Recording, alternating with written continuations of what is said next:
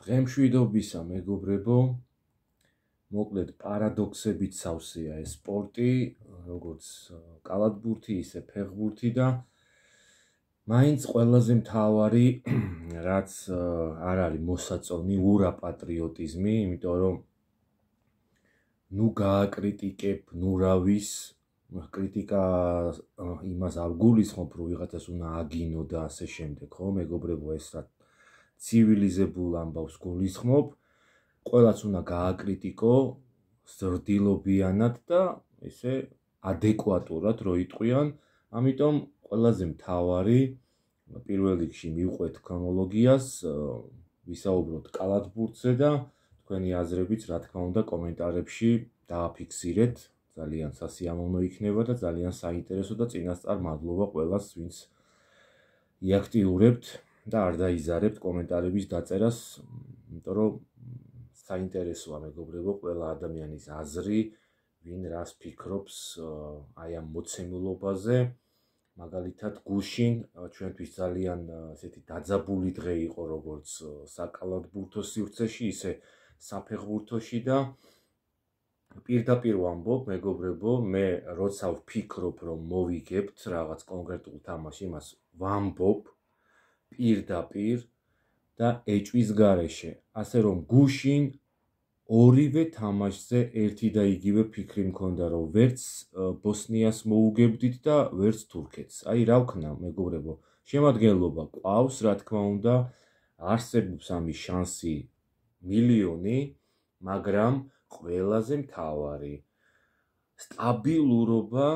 სტაბილურობა, რომელიც თამდევი უნდა იყოს ნებისმიერ სპორტში და აი შემთხვევით დღეს კარგად ვითამაშე, ხვალ ცუდად ვითამაშებ, მასე არ ვიცი, მერე იმის იქითაც აი ესე არ გამოდის მეგობრებო. გუნდები წარმატებას აღწევენ სტაბილური თამაშით.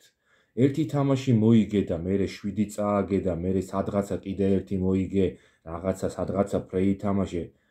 ესე არ გამოვა და მე ნუ აკრიტიკებო და აი თუ კრიტიკაზე მიდგა საუბარი, ეხა აი ყველაზე ჯანსაღი აზრი, რაც კი არსებობს სპორტთან დაკავშირებით და საერთოდ ზოგადად, ესე იგი, თუ ადამიანები ეს ურაპატრიოტები ფიქრობენ, რომ არ უნდა გავაკრიტიკოთ არავინ და არაფერი, მაშინ რატომ გაქვს იმაზე პრეტენზია, რომ თურმე მსოფლიო ჩემპიონატზე უნდა გახვიდე, ევროპის ჩემპიონატი უნდა მოიგო, ან თუნდაც გახვიდე, რა მნიშვნელობა აქვს?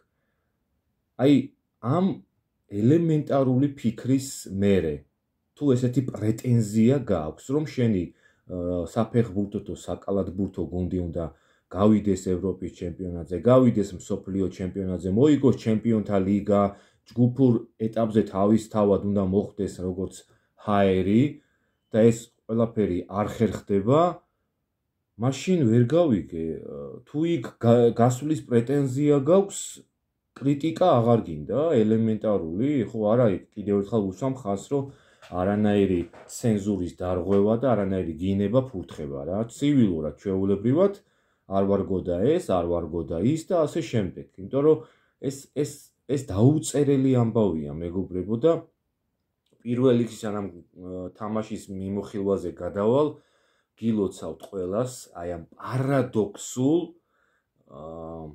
კალათბურთის ნაკრების გასვლას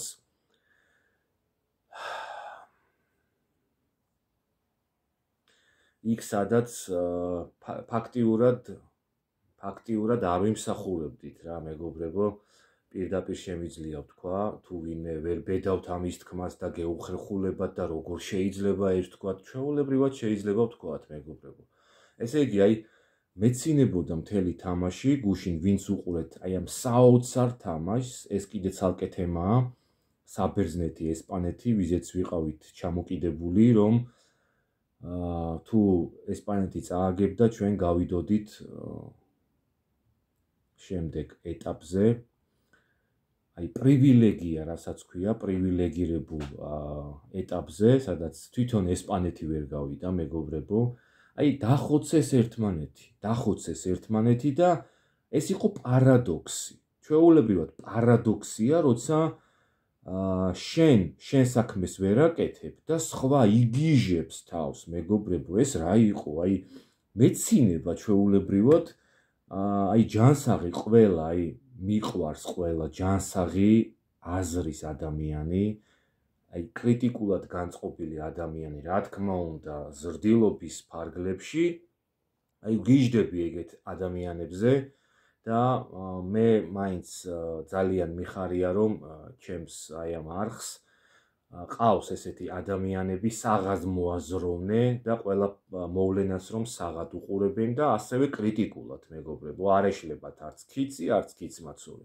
აქედან გამომდინარე მე დარწმუნებული ვარ, რომ ძალიან ბევრი ადამიანი სწორად გაიგებს, რასაც ვამბობ, რომ პარადოქსია ჩვენი შემდეგ ეტაპზე გასვლა და ესპანეთის გავარდნა. ვიმსახურებთ? არ ვიმსახურებთ, მეგობრებო, შემდეგ ეტაპზე გასვლას, მაგრამ საბერძნეთმა მოკიდა ხელი და გაგვიყვანა.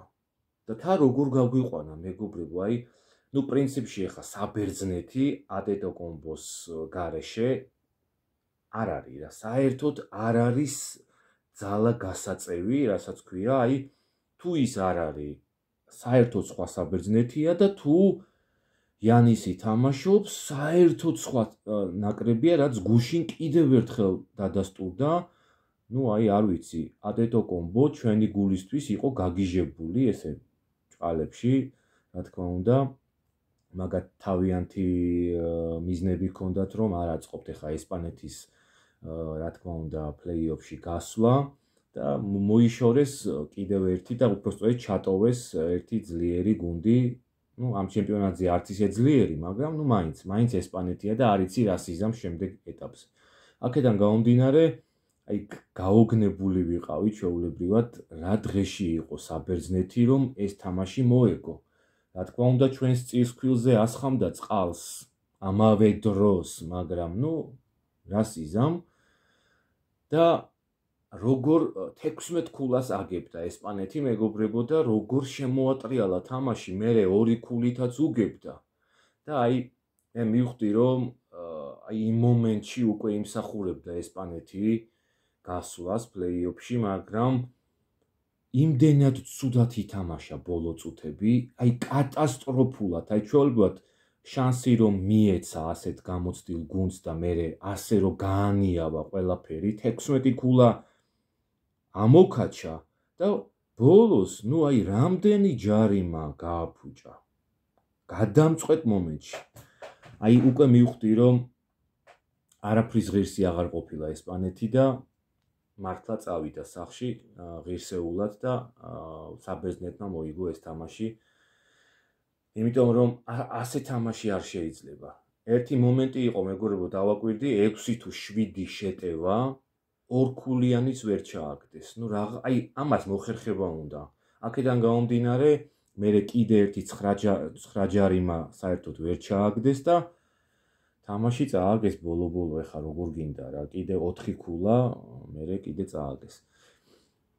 აქედან გამომდინარე, კიდევ ერთხელ მე ის მიხარია, რომ ჩვენი ნაკრები კიდევ ერთ თამაშს ითამაშებს, გაილაღებს, ბოლო-ბოლო ეს კიდევ გამოცდილებაა, თორემ ვისაც ეხა ის ურაპატრიოტებს, ვისაც გონიათ, რომ საფრანგეთს მოუგებთ ზეგ, ბრავო, ხელები ამიწევია. ეს ილუზია მე არ მაქვს და თუ ეს სასწაული მოხდა, აი ძალიან გამიხარდება თავისთავად. იმიტომ რომ ილუზიაში მყოფი გულშემატკივარი, რა ვიცი რა, არც ისეთი გასახარი მდგომარეობაა, ამიტომ მე ღმერთმა დამიფაროს, რომ ურაპატრიოტი ვიყო და ესე ვერ ვაფასებდი შესაბამისობებს ისე როგორც საჭიროა. მოკლედ კიდევ ერთხელ გილოცავთ ყველა გულშემატკივარს ჩვენი ნაკრების პლეი-ოფში გასვლას და რა ვიცი, მხოლოდ ვისი ამოვნოთ, თუ კი შევძლებთ ეს ამ თამაშით, რაც გველოდება ზეგ საფრანგეთთან, ესეთ ძლიერ ნაკრებთან და ვნახოთ, მეგობრებო, რა ანგარიშით დამთავრდება ეს შეხვედრა. ახლა კი მე მინდა გადავიდე აი დღეს არა და ხვალ გასამართ 4 შეხვედრაზე, რომელიც მგონია, რომ თურქეთი შვედეთს დაავიწყებს კალათბურთს, ასევე გერმანია პორტუგალიას დაავიწყებს კალათბურთს, აი ლიტვა ლატვიაზე არ ვიცი მეგობრებო, მართლა არ ვიცი, ვინ მოიგებს, ალბათ უფრო უმეტესი შანსი ლიტვას აქვს, მაგრამ ნახოთ, ძალიან მაგარი ბრძოლა იქნება და ბოლო თამაში სერბეთი, ფინეთი, აქაც უდაძაბულესი ბრძოლაა და რა თქმა უნდა, აქაც ძალიან ისეა რა, გარდამავალია შანსები, ვითომ სერბეთი უნდა იყოს ერთპიროვნული ლიდერი, მაგრამ არც ეგრეა, ჩემის აზრით, ამიტომ აი ამ ორ თამაშში არ ვიცი. ალბათ ლიტვა უფრო უმეტესად და ალბათ სერბეთი ცოტათი მეტად ვისაც შანსი აქვს. იმ ორ თამაში მოგახსენეთ, თურქეთი გადაურბენს შვედეთს და გერმანია საერთოდ დაასამარებს პორტუგალიას, მაგრამ რა თქმა უნდა პორტუგალიამაც გმირობა ჩაიდინა და გავიდა პლეი-ოფში, ბრავო პორტუგალიას.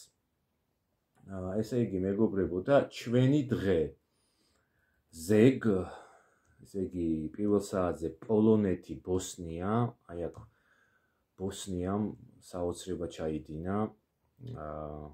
საოცრება რა, პრინციპში დამსახურებულად გავიდა მეგობრებო, უფრო დიდი ანგარიშით მეგონა რომ მოგვიგებდა მართლა და ასეც იყო, კიდე რაღაც ხელი შეუშალეთ.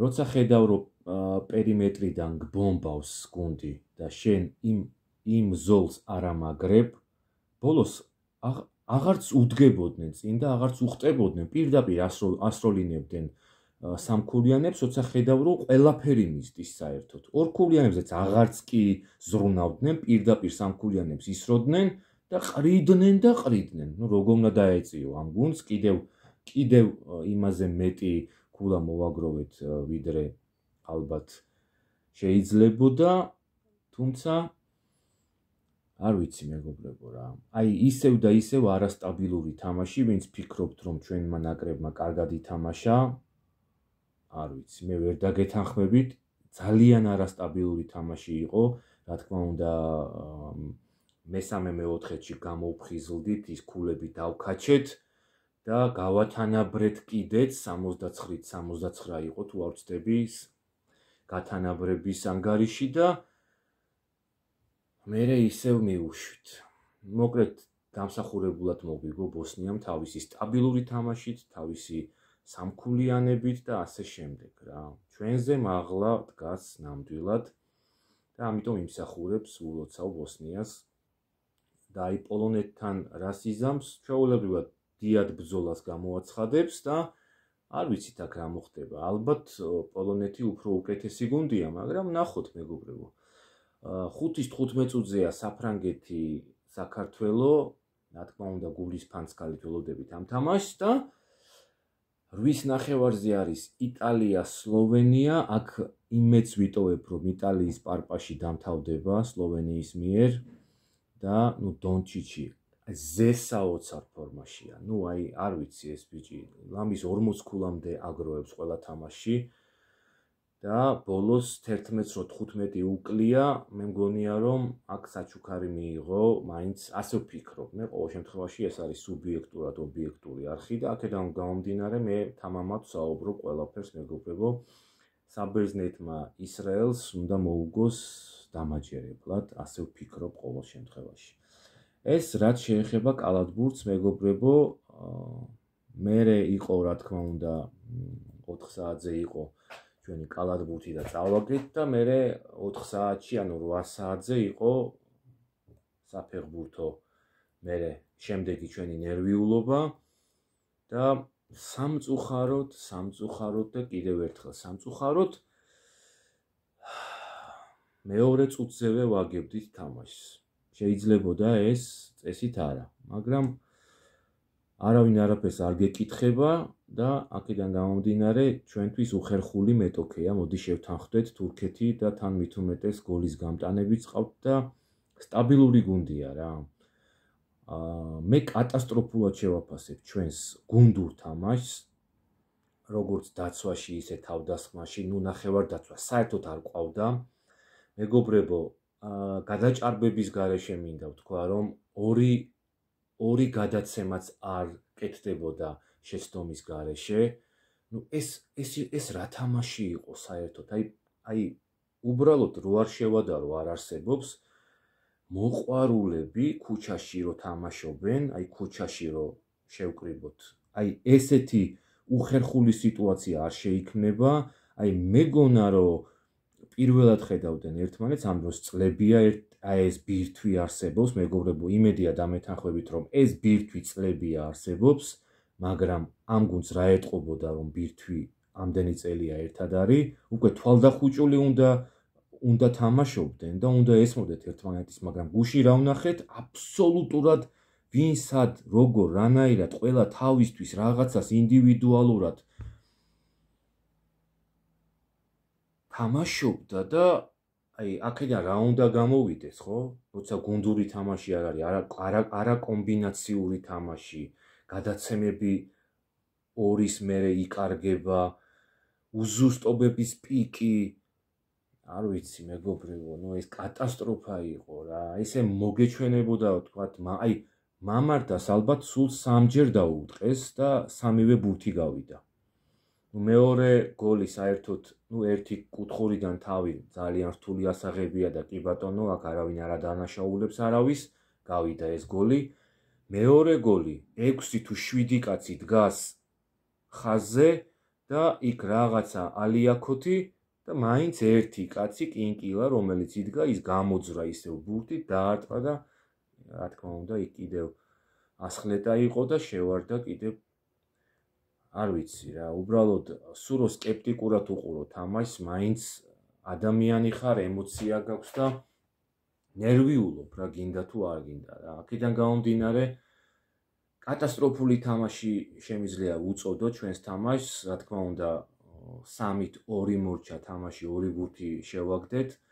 შემიძლია გამოვყო, რა თქმა უნდა, დავითაშვილი და კვარას მონდომება, რა თქმა უნდა. კვარას შეეძლო ისევ და ისევ მეორე ბურთის გატანა და შეიძლებოდა ეს თამაში არ უნდა წაგვეგო არავითარ შემთხვევაში, აი ესეთი ცუდი თამაშიდანაც გამომდინარე. მეგობრებო, 9 საათი კაცნაკლულები იყვნენ, მერე კიდე ლამის 10 წუთი დაემატა თამაშს და ვერ შევძელით თამაშის გადარჩენა რა, იმიტომ რომ აი სასწაულად ორგანიზებული გუნდი შთაბეჭდილება იყო ჩვენი მხრიდან და სამწუხაროა რა, მართლა სამწუხაროა რა, აი არანაირი კრიტიკა და არაფერი, ნუ როგორც არის, იქიდან გამომდინარე, როგორც დავიწყე საუბარი, რომ კრიტიკა და მით უმეტეს, როცა არ გინდა რომ გაგაკრიტიკონ, რატომ გაქვს მაშინ ამბიცია რომ სოფლიოზე გასვლა გინდა.